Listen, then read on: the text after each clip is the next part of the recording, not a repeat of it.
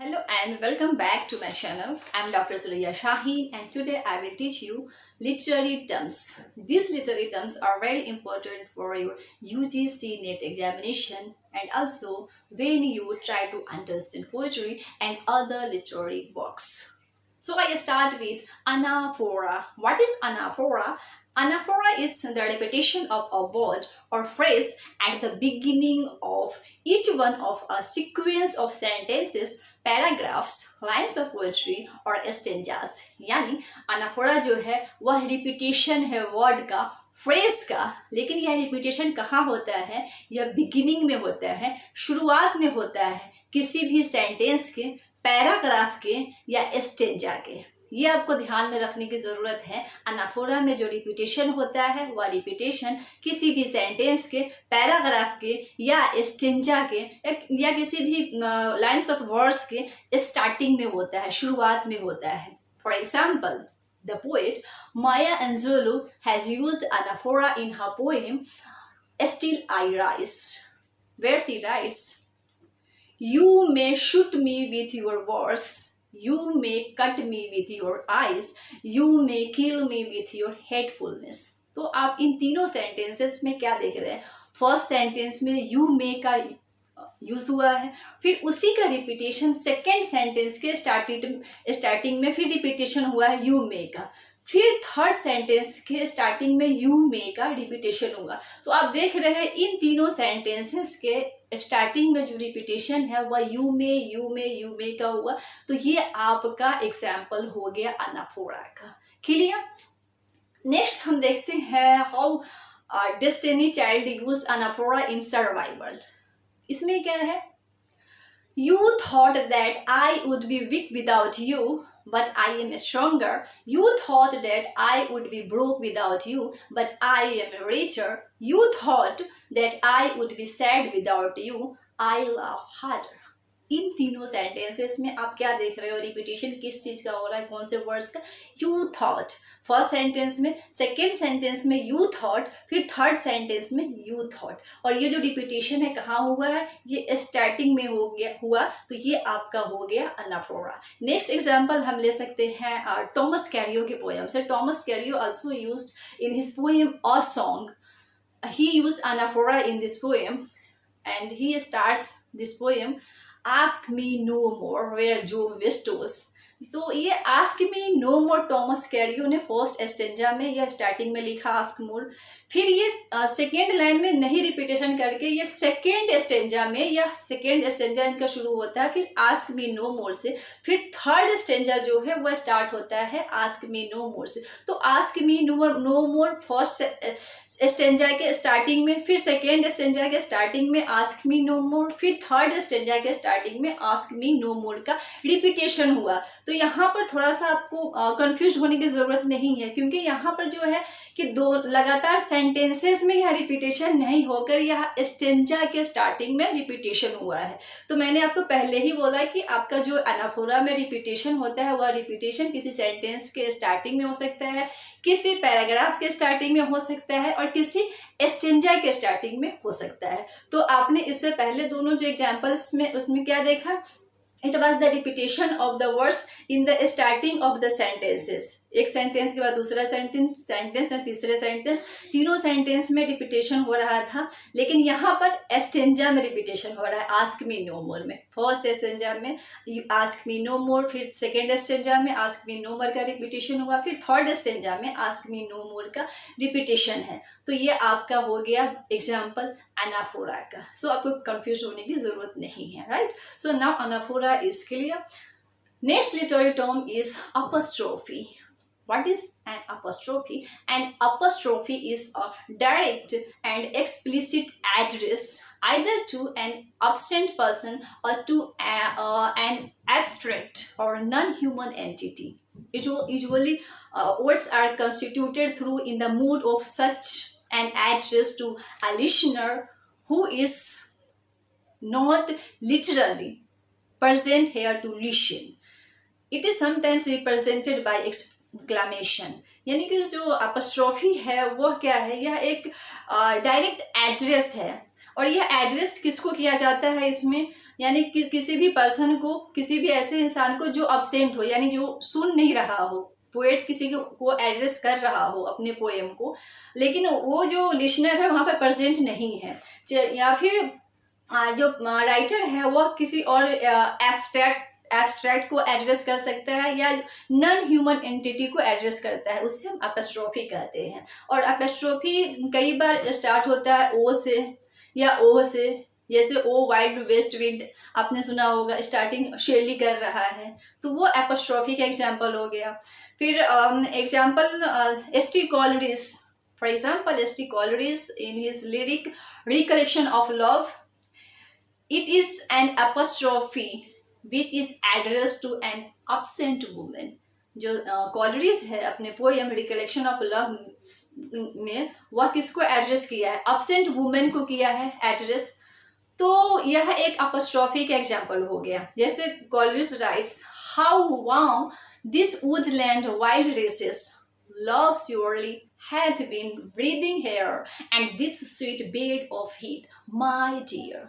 तो यहाँ पर जो ये माई डियर, यह एड्रेस कर रहा है किसी लेडी को, किसी वुमन को, जिसका कोई नेम वह नहीं ले रहा है, इसमें कोई डिस्क्रिप्शन नहीं है कि कौन पर्टिकुलर लेडी है, लेकिन वह अब्सेंट लेडी को एड्रेस कर रहा है। So this is the example of apostrophe. Next example, you can see that John Keats has apostrophized the urn in his ode on a Grecian urn. Grecian urn आपने सुना होगा, उस poem में John Keats ने earn को अपोस्ट्रोफाइज किया है. As Keats writes in his ode on a Grecian urn, thou still unravished bride of quietness, thou foster child of silence and slow time. तो यहाँ पे दाउ मतलब उसके लिए यूज कर रहा है, अर्न के लिए, तो यहाँ पे वो एपोस्ट्रोफाइज कर रहा है, राइट. तो this is the example of apostrophe. Next example you can see P B Shelley's ode to the west wind, where Shelley has used apostrophe, and Shelley in his poem Ode to the West Wind,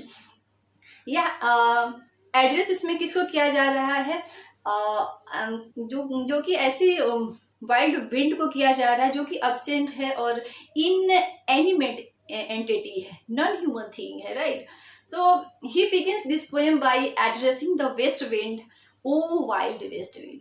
I already told you that when the poem starts with O से जब यहाँ पर आपका start होता है तो वो भी आपका एपोस्ट्रोफी का यह आपका कैरेक्टरिस्टिक है. So Shelley here writes, O wild west wind, thou breath of autumn's being, and thou from whose unseen presence the leaves did are driving like ghost from an enchanter feeling, right. Next example हम दे सकते हैं John Keats का ode to a nightingale. John Keats ode to a nightingale is also the example of apostrophe where Keats directly addresses the nightingale, right. However, the nightingale is not present to listen. मतलब जो kids क्या है, एपोस्ट्रोफाइज कर रहा है किसको, इसको Nightingale को, लेकिन नाइटिंगेल वहाँ पे प्रेजेंट नहीं है सुनने के लिए, वो डायरेक्ट एड्रेस कर रहा है जो कि नॉन ह्यूमन थिंग है. इसलिए यह आपका क्या हो गया एग्जाम्पल, जॉन किट्स का ode to a nightingale apostrophe हो गया. Clear. Next is invocation. Invocation is a literary device where a writer addresses to a god, muse, deity or other higher power for inspiration and guidance.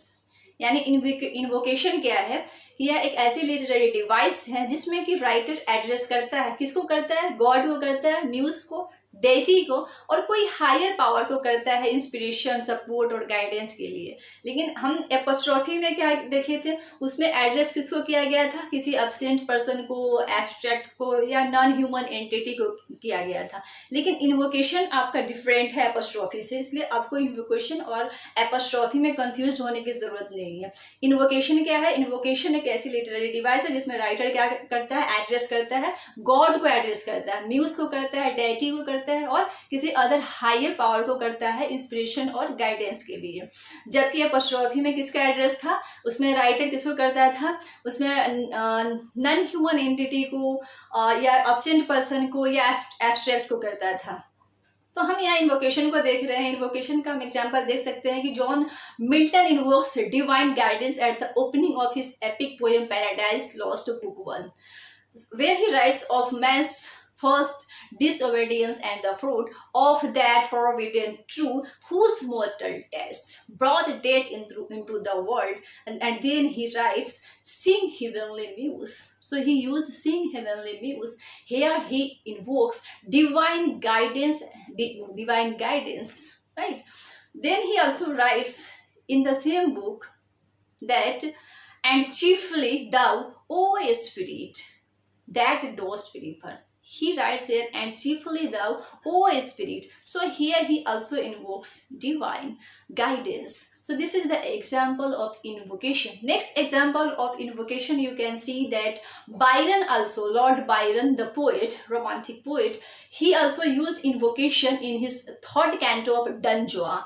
And Byron invokes with exclamation that, hail, muse, etc. we left Juan sleeping. So यहाँ पर आप देख रहे हैं और Byron क्या लिख रहा है, hail muse, स्टार्टिंग वह इन्वोक कर रहा है, he used invocation with exclamation. So that is the example of invocation, hail muse, etc. we left Juan sleeping.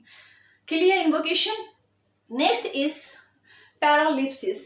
Paralipsis is a figure of speech which involves mentioning something by stating that it will not be mentioned. This literary device is also known as apophasis or preteritio, right? So what happens in paralipsis? Paralipsis ऐसी figure of speech है जिसमें जो writer उसमें कहता है पहले कि वह मेंशन नहीं करेगा, फिर उसी चीज को वो मेंशन करता है उसको अटेंशन को ड्रॉ करने के लिए, right? So in paralipsis someone says that he will not mention और he doesn't need to mention something and then he proceeds to do so. यानी पहले तो वह कहता है कि वह इस चीज को मेंशन नहीं करेगा और फिर वह उसी चीज को मेंशन करने लगता है. Paralepsis is used to draw our attention to the fact of the matter. जो fact of the matter होता है एक्चुअली उसी को वहाँ पर attention को draw करने के लिए हम उसका यूज किया जाता है paralepsis के. For example, when someone says I will not mention the fact that Mohan was late again, यानी कि कोई अगर बोल रहा है ये चीज कि आई विल नॉट मेंशन, तो पहले तो वो ये कह रहा है कि आई विल नॉट मेंशन, मैं मेंशन नहीं करूंगा the fact, I will not mention the fact, लेकिन फिर वो क्या कर रहा है, मोहन वाज लेट अगेन, यानी कि वो बता रहा है आपको, पहले बताया कि I will not mention the fact that Mohan was late again, आपको फैक्ट बता दिया कि मोहन, यानी कि एम्फसाइज क्या कर रहा है कि आपको बताना वो एक्चुअली चाह रहा है कि Mohan was late again, Mohan फिर से लेट था, लेकिन पहले वो बोल दिया I will not mention that the fact that Mohan was late again, पहले वो बोल दिया मेंशन नहीं करूंगा, फिर वो उसी चीज को मेंशन कर रहा है. इसी को हम पैरालिप्सिस कहते हैं.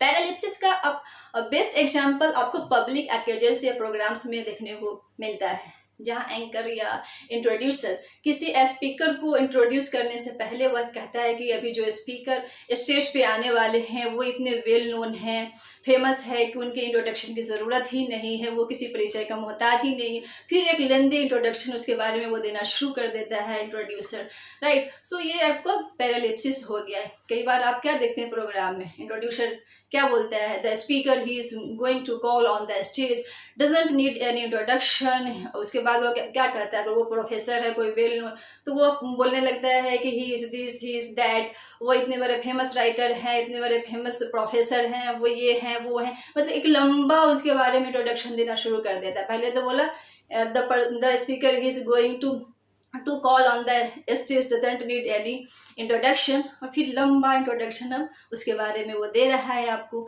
यानी पहले तो बोला कि मेंशन करने की ज़रूरत नहीं है, फिर उसी चीज़ को मेंशन कर रहा है. So this is the best example of paralipsis. Thank you. So these are the important literatures. Thank you.